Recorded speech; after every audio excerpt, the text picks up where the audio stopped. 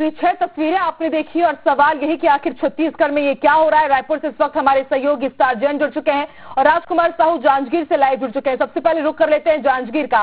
राजकुमार, बेहद दिल दहला देने वाली वारदात यहां से सामने आई। एक पिता ने अपनी 3 बच्चियों को मौत के घाट उतार दिया और अपनी पत्नी को भी। किस तरह से इस वारदात को अंजाम दिया गया और क्या खुलासा हुआ है? आखिर किस बात पर नाराज चल रहा था ये आदमी?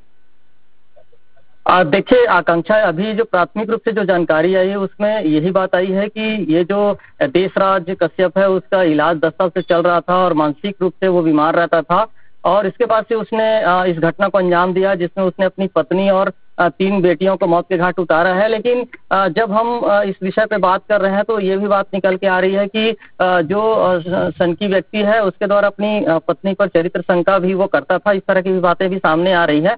फिलहाल ये जांच का विषय है। अभी पुलिस की जब जांच होगी तो इस मामले में स्पष्ट तौर पर ये बातें सामने आएंगी। लेकिन शुरुआती तौर पे जो जानकारी है वो यही है कि वो मानसिक रूप से बीमार रहता था और उसका इलाज लंबे समय से करीब 10 साल से चल रहा था। और जब ये घटना हुई थी तो 31 जुलाई को भी वो बिलासपुर इलाज कराने के लिए पहुंचा था और उस दौरान वापस आने के बाद फिर उसने इस घटना को अंजाम दिया है।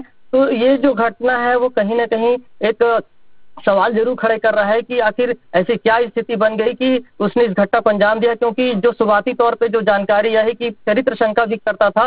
लेकिन सवाल यह है कि जब वो अपनी पत्नी से नाराज था तो 3 बेटियों की भी उसने क्यों हत्या की, इस तरह की भी सवाल है जिसपे अभी फिलहाल तमाम बिंदुओं पर पुलिस जांच कर रही है। जी आकांक्षा। ठीक है, आप बने रहिए राजकुमार के साथ। अब रुक करते हैं रायपुर का। स्टार, कल रायपुर भी बहल उठी। हमने देखा कि किस तरह से यहाँ पर डबल मर्डर हुआ है। सनकी युवक ने अपनी सौतेली माँ, भाई और बेटी के ऊपर जानलेवा हमला किया, लेकिन बेटी सुरक्षित बच गई। उसकी स्थिति कैसी है और पुलिस अभी युवक से पूछताछ कर रही है, क्या कुछ खुलासे उसने किए हैं?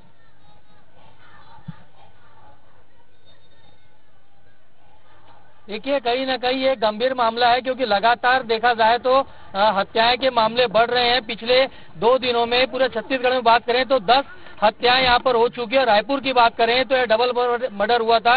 एक सौतेले भाई ने अपनी माँ, अपनी